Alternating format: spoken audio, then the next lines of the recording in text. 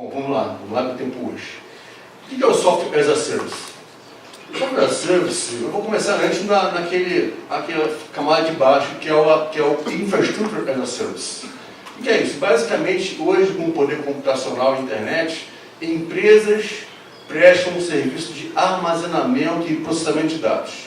Então, empresa, em vez de gastar muito dinheiro com computadores e com processamento muito pesado, que são caros, e armazenamento, eu não faço nos meus computadores mais, eu faço na nuvem. Eu contrato uma empresa que oferece o Cloud Computing, né? E lá eu vou armazenar os meus dados, lá eu vou processar meus dados, lá eu vou fazer e vou processar dados lá, né?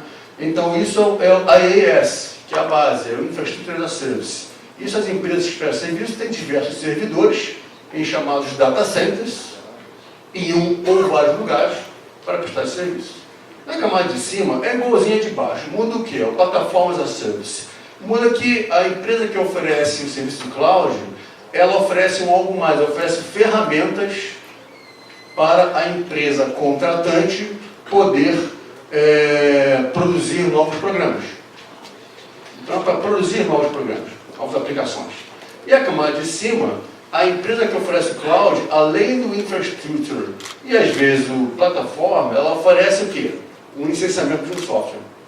Então, está no pacote do serviço de Software as a Service o licenciamento de um software, né? O licenciamento é só o principal, mas ela oferece mais. Ela oferece dois grandes principais serviços.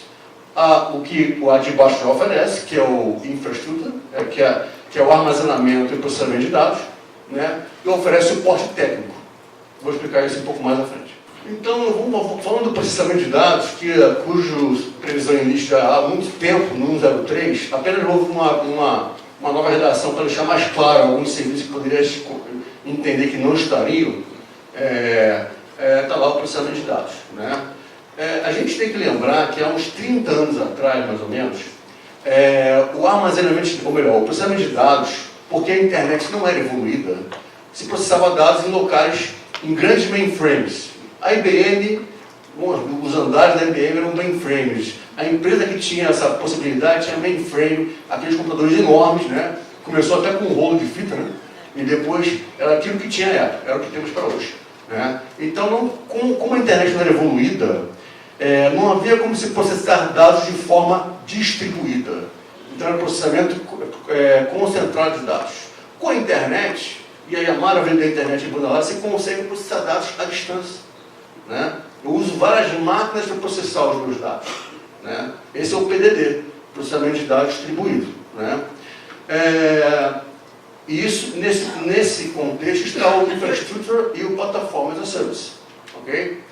O Software as a Service, ele está no contexto do licenciamento, porque o principal é o licenciamento, né? Quando eu quero que uma empresa me forneça os SaaS, aliás, para condir, Software as a Service. Só que o as a Service não vem só o software, é um pacote. Gente, sempre que vocês ouvirem as a Service, seja lá o que for, é porque aquela empresa oferece aquele algo, mais um monte de serviços que satelitam aquele algo. Para quem não sabe, a Mercedes-Benz já está oferecendo o Car as a Service. E o Car as a Service?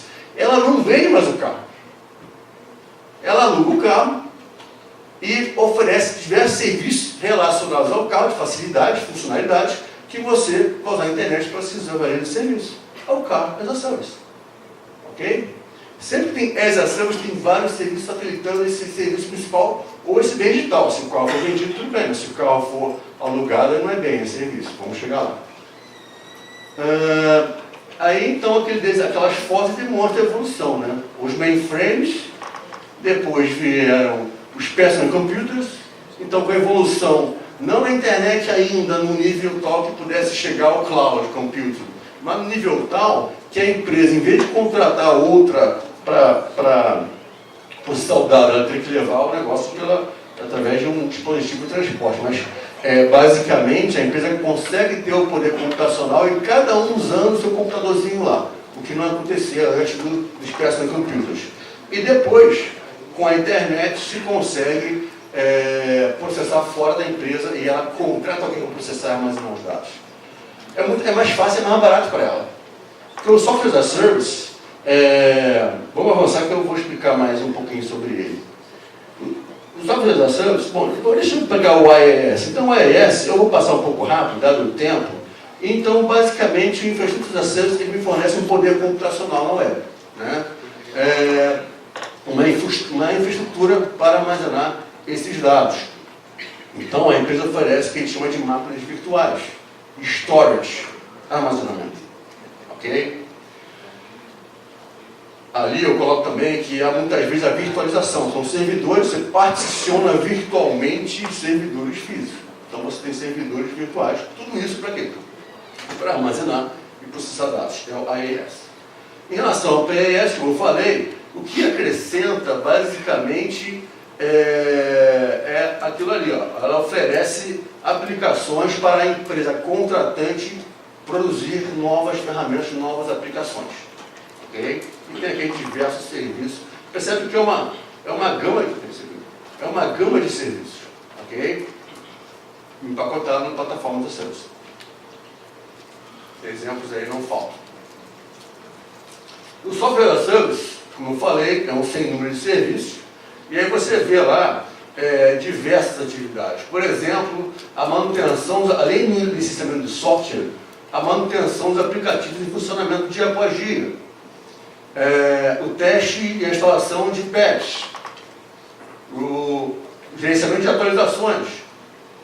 E assim vai, diversos serviços. Né? Tudo isso que está aí abaixo é a parte do suporte técnico.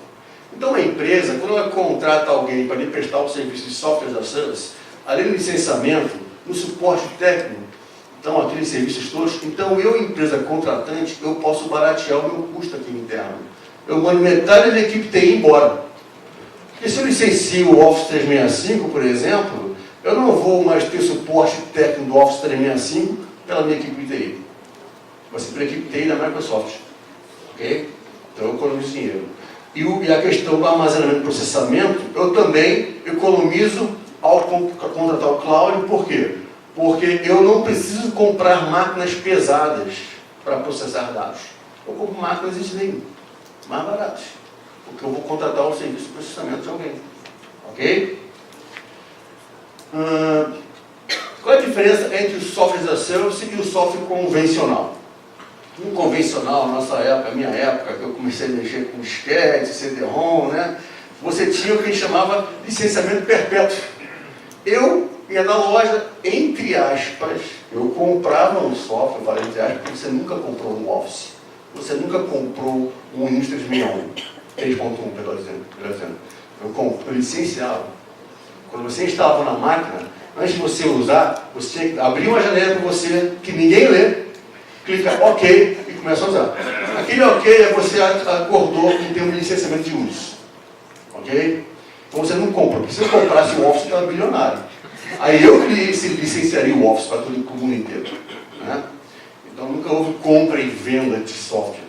Uma coisa diferente é quando eu contrato alguém para elaborar um software para mim, que é diferente. Aliás, esse item 1.04 na lista. Elaboração de programa de computador. Aí eu elaborar, certamente vai estar no contrato, eu adquiri o código-fonte. É diferente de licenciamento. Ok? Vamos lá. O que mudou de lá para cá? Com a internet, as empresas perceberam que o negócio é mais rentável e é mais pragmático, é melhor, enfim. A questão o modelo de negócio muda para assinatura. Porque o licenciamento perpétuo eu pagava uma só vez, pagava lá R$2.000 pelo Office. Agora não. O cara me cobra R$59,99 por mês. E se eu parar de pagar, eu paro de usar. Simples assim. É a assinatura, é o modelo as a Service. O modelo as a Service é o modelo de assinatura. O mundo está caminhando para o modelo de assinatura. Daqui a pouco ninguém vai comprar carro. É o carro as a Service. Eu vou assinar o carro. Né? Aí o enquadramento, você, de uma forma rígida, o SaaS, ele, como eu falei, tem o processamento, o armazenamento, tem o licenciamento e tem o suporte técnico. Até no município de São Paulo a gente baixou um parecer normativo deixando claro isso. Dizendo que independentemente de prateleira encomenda, Alberto, mas serviço só não tem serviço só não tem serviço quando tem prateleira de encomenda? Vamos enfrentar isso. Aqui, o método que eu vou usar para enfrentar os argumentos, tem 3 agindo no Supremo, 2 pela CMS, Confederação Nacional de Serviço, e 1 pela Brascom, contra o Estado de São Paulo, o Estado de Minas Gerais, o Estado não lembro agora, contra, que estão querendo cobrar ICMS do software as a service, dizendo que é uma mercadoria virtual. Esse é um problema, é um equívoco, vou explicar por quê. Né? E também tem mais um RE 688223, que é a questão da TIM celular, quando importa um licenciamento de software. Então vamos... Aí o meu método aqui vai ser qual? Eu vou trazer os argumentos da PGR, que já tem parecer nos autos, né? E vou, com todo respeito, rebater os argumentos. Ela está dizendo que, salomonicamente, ICMS encomenda, ICMS padronizado e ISS prateleira. Eu quero saber como é que faz um prateleira encomenda no SIS. Quero ver como é que dá isso, como é que se dá. Vamos lá. Então, quais são os argumentos postos?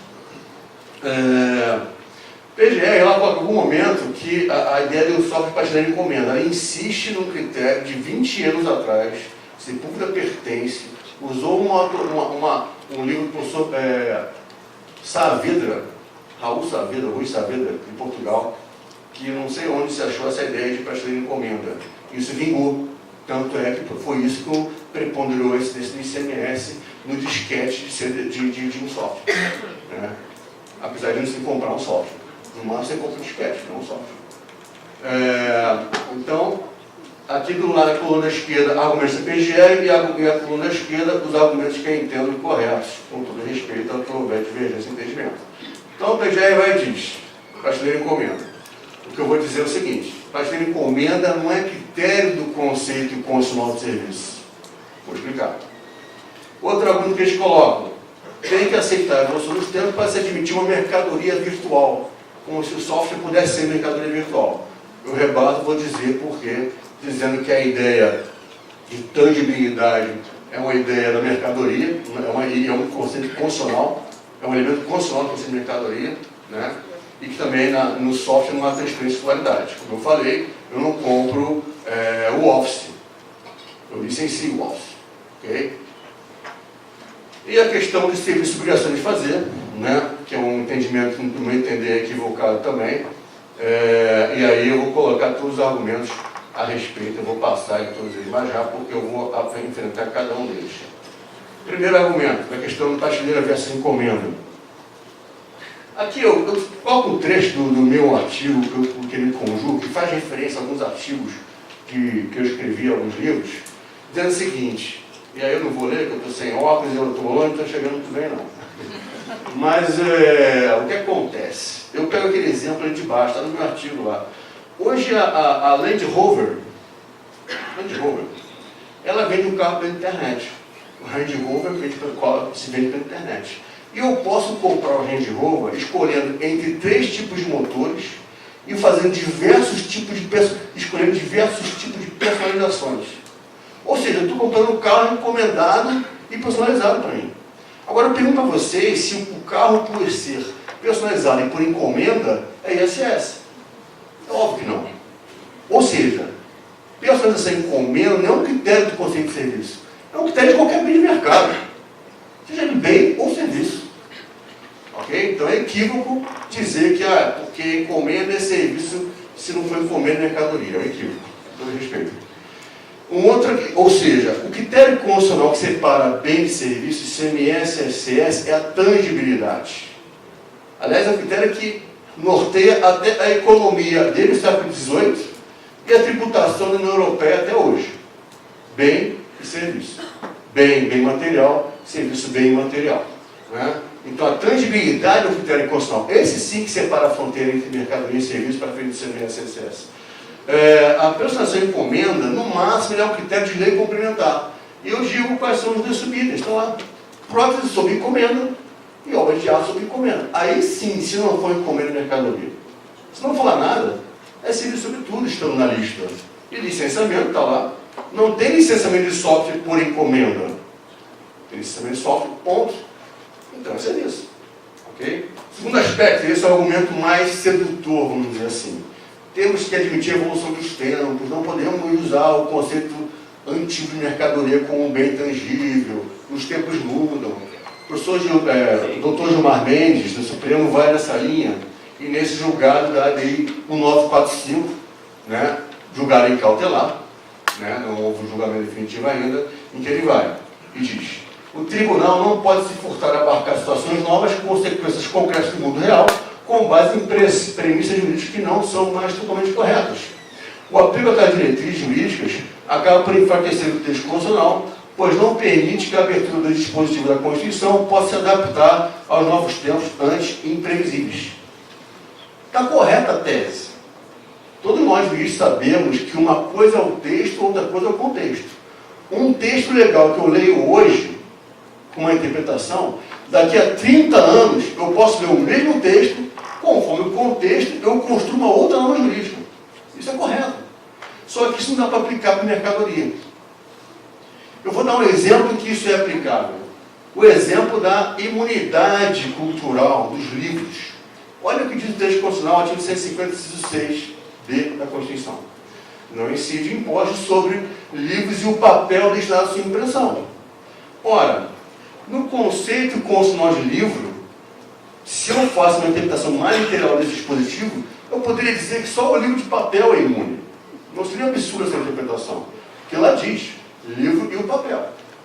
Mas, dado todo o valor por trás desse texto, quando você tem imunidade cultural, em que não se quer onerar a difusão da cultura, é natural que tipos de livro que não existiam em 88, quando a Constituição foi elaborada, passem a existir e você tem que ler o texto conforme o contexto. Então vamos lá. O livro de plástico, o livro de pano e mais. O e-book. Ora, o e-book também é um livro. Nada mais justo que eu reinterpretar 30 anos depois a Constituição Constitucional e entender que aquela norma de imunidade cultural se aplica também ao livro. Então, ao e-book, perdão. Então eu pego e na minha interpretação eu estico, olha lá. Eu vou esticar, olha, e aliás o professor Gilmar Mendes fala isso. A abertura de disposição da Constituição pode se adaptar aos novos tempos, antes imprevisíveis. Vamos adaptar. Vamos esticar o conceito de livro. Então o conceito de livro abarca agora o e-book. Nada mais justo. Então eu concordo em tese com o que o Dr. Gilmar Mendes fala no voto da 1945, que tem que olhar o contexto. Mas como eu falei, para a mercadoria não dá. Sabe por quê? Porque para a mercadoria, a competência de tributação do consumo, falando de ISS e ICMS, ela foi dividida. Essa divisão é constitucional. E a divisão entre mercadoria e serviço é tangível versus intangível. Se eu quebro esse critério de tangibilidade, eu não sei mais o que é serviço. No limite, os estados no futuro podem dizer que hotelaria é uma mercadoria virtual. Por que não? Esse é o problema. Então o critério constitucional dá para mudar. Então olha o critério de tangibilidade, que ele separa o conceito constitucional de mercadoria, o conceito constitucional de serviço. O que é tangível é aquele mercadoria, o que é tangível é serviço. Ok?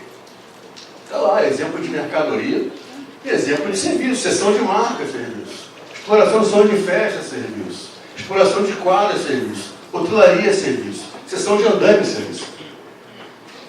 Ok? Vamos adiante. Então, só para muita gente não se atenta, o que é o serviço? Bem material. Que bem material é esse? Cessão de marca. Exploração de salão de festa. O bem material é a exceção, é a exploração. No caso, está explorando um bem material. Agora, olha outros exemplos. A outra seção de uso de marca. E olha o licenciamento de software. Bem material de bem imaterial. Na verdade, quando eu falo do software, não é o software que é o bem imaterial, é o uso do software. Então, no serviço, o bem material, não, na verdade, é o uso. Eu pago pelo uso. Assim como eu pago pelo uso no hotel. Eu não compro um quarto de hotel, eu uso o hotel. Esse é o serviço. O uso é que é o bem material. Muitos se apercebem disso. Então não interessa se o software é no disquete ou o software na nuvem. Porque não é o software que estou comprando. Se eu comprar, seria outra coisa. Aí é a discussão de compra de um bem material, outra discussão. Mas o fato que o serviço é o uso do software, é o licenciamento do software. O serviço não é o software. Percebe? Assim como na hotelaria, o serviço não é o hotel. O serviço não é o quarto do hotel. O serviço é o uso do hotel. Continuando, e aí eu volto ao que sempre foi, e que não dá para mudar por ordem de critério ser constitucional, mercadoria com seus dois critérios necessários: tangibilidade e transferência de titularidade. Ok? O direito empresarial só reforça isso contra a dicotomia bem e serviço, bens como bens materiais e serviços como bens imateriais. Fábio Coelho fala, na licença de uso, o titular, ele não compra o programa, ele autoriza o uso do programa. Por isso que ele coloca lá o adquire entre aspas. Eu não adquiro o Windows. Eu pego a licença de uso, não o software em si. Ok? E aí eu ressalto que é não confundir licenciamento com o meio de transporte, né? O disquete, ele é um meio de transporte. Antigamente, com a internet não era evoluída, eu usava o disquete e o CD-ROM para conseguir instalar na máquina o meu software. Mas eu não comprava o software, insisto. Né? Isso muda com a internet, quando eu consigo fazer o download. Né?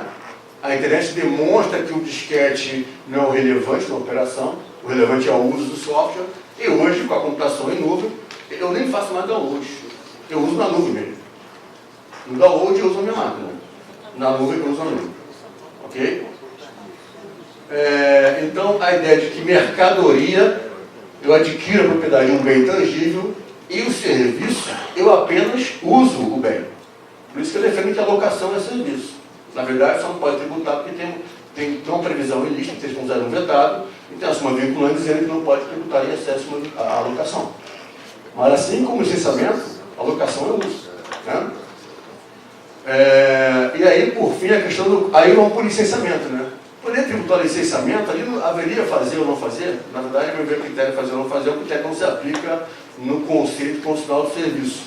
Eu uso aqui uma decisão do Supremo, aquele repressão geral RR 65703, no qual o Supremo diz com todas as letras que está superado o RS 116.121, que é a locação de guindaste, que fez virar jurisprudência que por quase 30 anos, melhor, por 35 anos, dizer que locação era serviço, né? E deixar clara, olha o que ele fala, a interpretação do conceito de serviço no texto constitucional tem um sentido muito mais amplo, tão somente obrigação de fazer. E ressalta no voto dele, Luiz Fux, ele fala, serviços, bens imateriais em contraposição a bens materiais. Exatamente como a Europa pensa, bem versus serviço. Né? Bens materiais, serviços, bens materiais. Nesse julgado, eu vou fazer propaganda, né? Meu artigo foi citado nesse julgado, né? No meu artigo justamente que eu falo que o conceito de serviço foi incorporado pelo direito privado, o direito empresarial, com a dicotomia bens e serviço. Né? E aí, eu lembro quais são os serviços tributáveis no Brasil e os impostos. Serviço de comunicação, de transporte interestadual municipal, ICMS, comunicação, ICMS, serviços financeiros e securitários, IOF, e, por fim, os demais serviços de natureza, ISS. Então, os serviços tributáveis no Brasil. Com a peculiaridade do ISS ter que haver previsão em lista. Ok? Então, o serviço como bem material vem do direito empresarial. Então, eu percebo que na economia, século XVIII, mais ou menos, na Saúl Júnior, Stuart Mill, vários autores economistas foram construindo dicotomia bem e serviço. Mercadoria e serviço, bem material e serviço imaterial. Né? E a ideia de bem e serviço como o total da produção, da atividade como uma produção. Ou é bem ou serviço. Ok? Ora, o direito empresarial incorporou isso. O primeiro que incorporou em termos de codificação foi a Itália, em 1942, no Código Civil italiano, artigo 2022, dizendo que dicotomia bem e serviço. Parece muito mais lógico usar um conceito que o direito criou um ramo específico, direito comercial e depois empresarial, para regular a atividade de produção e circulação de bens e serviços. E aí esse conceito ser constitucionalizado no texto constitucional. Então, o conceito constitucional de serviço, ele vem da economia, né? Vem da economia, e vem do direito privado no ramo do direito empresarial. Então, são três conceitos econômicos que foram incorporados pelo direito empresarial. Empresário, atividade econômica e bem e serviço. Então, em algum momento, o direito empresarial vai incorporar esses conceitos, né? Então, isso você pode ver, basicamente, os conceitos econômicos foram incorporados pelo ramo empresarial do direito privado. O direito privado não só composto de direito civil, é composto de direito empresarial também. Olha o cerne do direito privado, artigo 966 do Código Civil. Considera-se empresário quem exerce profissionalmente atividade econômica para a produção e circulação de bens e serviços. Em vermelho, os 3 conceitos que vieram da economia. Quando o direito empresarial incorpora-os, passaram a ser jurídicos. Ok? Isso fez o Código Civil italiano em 42, artigo 2082. Nós copiamos igualzinho. Lá que surge a teoria da empresa e se abandona a teoria de atos de comércio. Então, aí você percebe, mas Alberto, o Código Civil brasileiro é de 2002. Aí eu digo, mas a jurisprudência, a doutrina e legislação de espaços foram incorporando esse conceito, já que o direito empresarial demorou para vingar de forma plena em um código. Mas foi sendo incorporado, por exemplo, aquela lei de 62, que fala de empresa. Aquela lei de 94, que fala de empresa, lei de franquia, de bens e serviços. Outra lei que fala em bens e serviços. A dicotomia bem com bem material, serviço com bem material. Ok? Então, a própria Constituição, a Constituição de 1891, trouxe o termo empresa, que é um termo que vem da economia também. Então, as Constituições foram trazendo sistemas econômicos e foram juridicizando o conceito. Quando você coloca um texto constitucional ou um texto de uma lei, ele passa a ser jurídico. Okay? E aí, alguns textos constitucionais que eu vejo a dicotomia bens e serviços, bens com bens materiais e serviços com bens imateriais incorporados no texto. Ok? O Requião, ele coloca um trecho que ele fala: em vão, os juristas têm procurado construir um conceito jurídico próprio para tal organização, a empresa. Sente-se em suas lições certo constrangimento, uma verdadeira frustração por não lhes haver sido possível compor um conceito jurídico próprio para a empresa, tendo comercialistas que se valer de um conceito formulado pelos economistas. Por isso, persistem os juristas no afã de justificar em vão o original conceito jurídico para a empresa, como se fosse desdouro para a ciência jurídica transpor para o campo jurídico um bem elaborado conceito econômico. Qual o problema? Se o conceito é bem elaborado na economia, custa para o direito. Está aqui uma lei, uma Constituição, prejudiciando o conceito de empresa. Então, o serviço, só para terminar, Bernardo, aqui, só para essa parte do serviço. Aí, Roberto, e o serviço de obrigação de fazer? Na verdade, ele é um conceito legal, ele é um conceito doutrinário. Né? A gente puxa do capítulo do Código Civil, que fala do contrato de prestação de serviço. Só para lembrarmos, quando o artigo fala a prestação de serviço, quando não estiver sujeita à lei trabalhista ou à lei especial, se regulará por aquele capítulo. Ora, se um prestador de serviço, ele exerce o serviço de forma empresarial, ele não se enquadra nesse capítulo. Ele se enquadra no 966 seguinte do Código Civil. Okay? O Archibaldo de Monteiro, com a sua tese de cátedra na USP, da obrigação, eu li a tese dele inteira para entender a questão, ele fala o seguinte: a classificação dar, fazer e não fazer serve para uma coisa no direito, para as formas de execução. Dar, fazer e não fazer. E ele diz no livro dele: vários países da América do Sul excluíram essa classificação do Código Civil por não ter relevância, diz ele. Ok? Então, e aí você vê o contrato de prestação de serviço é nada mais que um capítulo no Código Civil. Há outros serviços em outros capítulos: empreitada, comissão, agência, transporte. Então, o capítulo da prestação de serviço não encerra um conceito de serviço. Nada mais é o que tipo de contrato. Ok? Gente, então, por fim, eu peço desculpa pela ter estourado um pouquinho. Aí estão as obras onde temos artigos citados, né? A questão da mercadoria digital, a impossibilidade, nessa obra aqui, e também nessa outra obra. Essa outra, e aí o artigo na internet, no conjunto, e essa outra obra não tem nada a ver, mas é sobre streaming, fazendo propaganda aqui, para lançar agora, 16 de outubro, em São Paulo, na Alameda Lorena. Obrigado, pessoal.